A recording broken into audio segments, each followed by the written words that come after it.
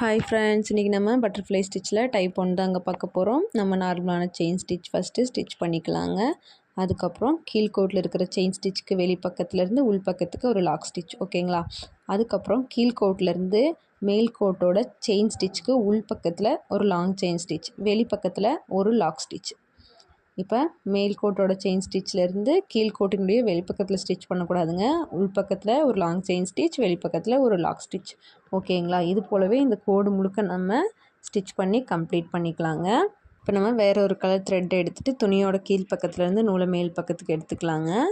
இப்போ பாருங்கள், நான் ஊசியை வச்சு இந்தளவுக்கு த்ரெட்டை உள்ளே தள்ளிட்டு ஒரு செயின் ஸ்டிச், அதுக்கப்புறம் பாருங்கள் திரும்ப அந்த சைடு இருக்கிற த்ரெட்டை உள்ளே தள்ளிட்டு ஒரு செயின் ஸ்டிச், ஓகேங்களா. இந்த இடத்துல நம்ம எந்த ஒரு லாக் ஸ்டிச்சுமே போட மாட்டாங்க, ஒன்லி செயின் ஸ்டிச் மட்டும்தாங்க.